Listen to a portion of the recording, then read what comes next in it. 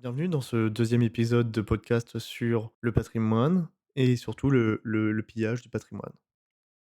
Je suis Anthony Zurowski et je suis expert dans la protection des biens culturels en France et à l'international.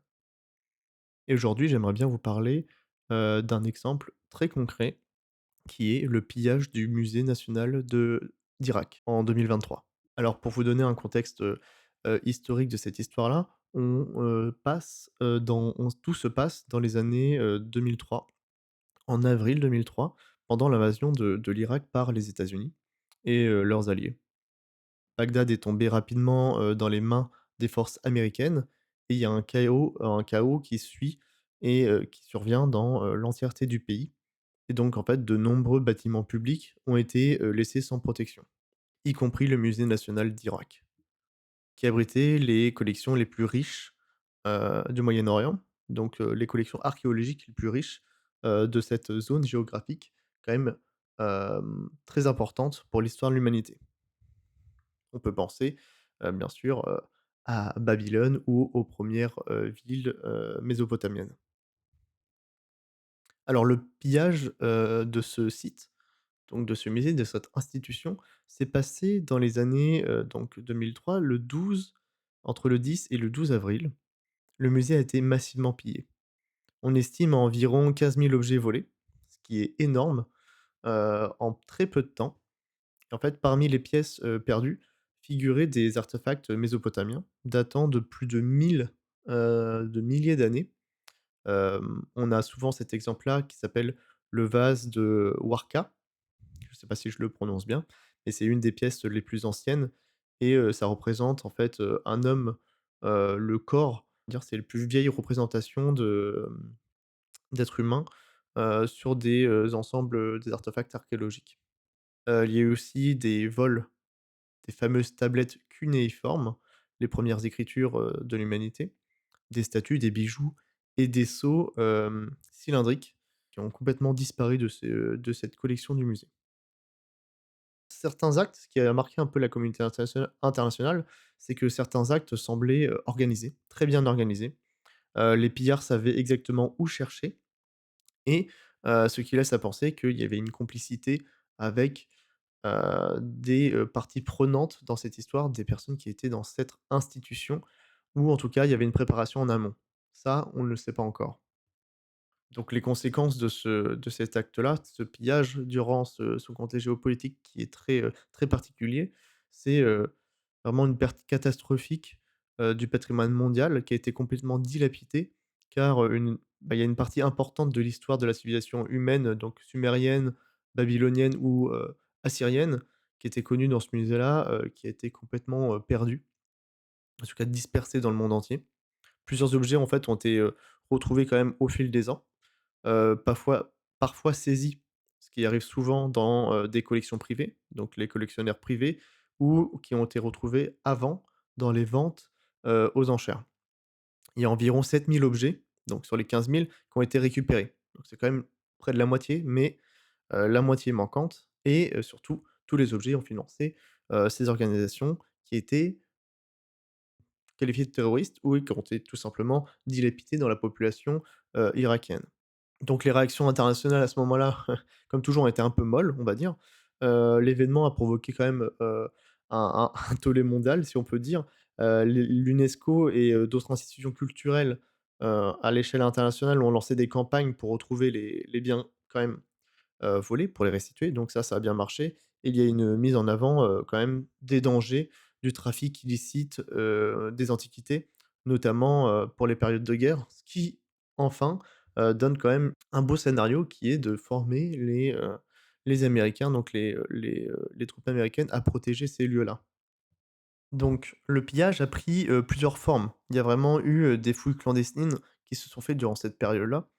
Là, je vous ai juste parlé, du vol dans le musée, mais il y a eu aussi, à ce moment, des fouilles clandestines. Donc, comment on appelle ça? Des fouilles clandestines, en fait, c'est des sites archéologiques qui sont illégalement fouillés, pour extraire des, objets comme des bijoux, des statues ou des poteries.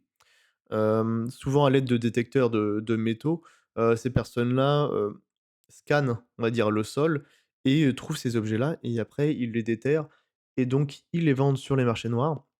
Ce qui est déjà un drame pour le pays, car ils perdent énormément d'artefacts, on va dire sortis du sol et surtout, bah, un artefact qui est sorti du sol sans même une mention scientifique de où on l'a trouvé et comment on l'a trouvé, c'est un peu la mort de l'objet. Parce que, par exemple, une couronne qu'on aurait trouvée dans un endroit, voilà, un endroit, bien, précis, ça nous apporte énormément d'informations et donc là, si cette couronne-là, on la retrouve, 10 ans plus tard à Londres, bah, on n'a plus l'information de où on l'a trouvée, ce qui aurait pu nous donner, grossièrement, une idée de la royauté, dans une petite région, une petite bourgade et donner, voilà, une histoire locale.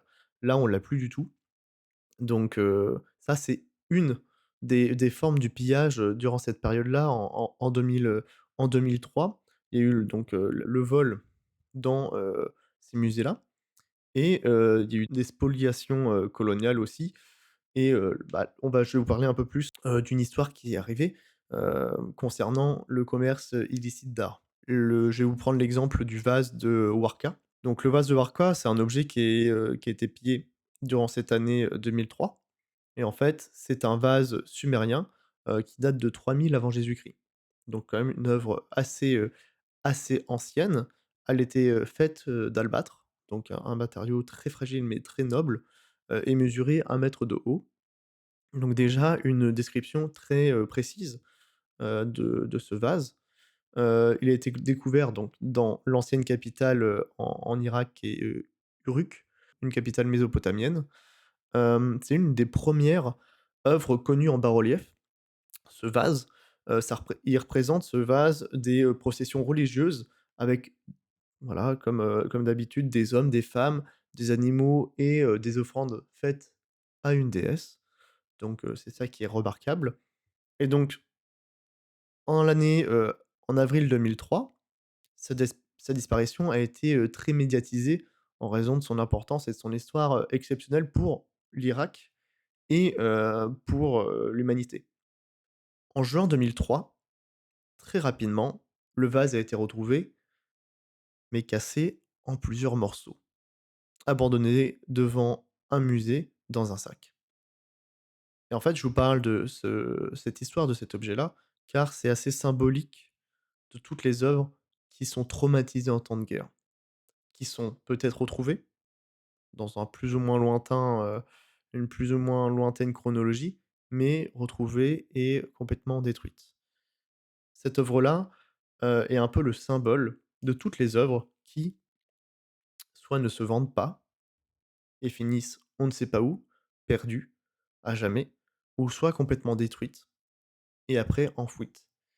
Et c'est une œuvre un peu martyre. Il y a quand même une fin quand même très positive, c'est que cette œuvre a été retrouvée et donc a été restaurée. Et aujourd'hui, elle est de nouveau exposée à Bagdad, qui était donc, le musée, un peu martyr et ce musée pillé. Et en fait, l'enjeu était son retour symbolique, un peu, l'espoir perdu. Cet objet, qui a été volé, qui a été pillé et après qui a été détruit, a enfin été restauré et après redonné, au musée de Bagdad pour, voilà, mettre en avant, toute cette histoire et ça montre une mobilisation surtout internationale et locale qui a porté ses fruits. Donc, si vous avez un exemple à avoir en tête de un peu destruction mais de reconstruction, ce vase de, Warka est très important. Voilà, c'est pour ça que je voulais vous en parler aujourd'hui. J'espère que vous avez aimé ce petit épisode qui est très important et je vous dis à la prochaine très vite pour un nouvel exemple du patrimoine détruit ou en danger autour du monde. C'était Anthony Zurawski et je vous dis à la prochaine. À bientôt.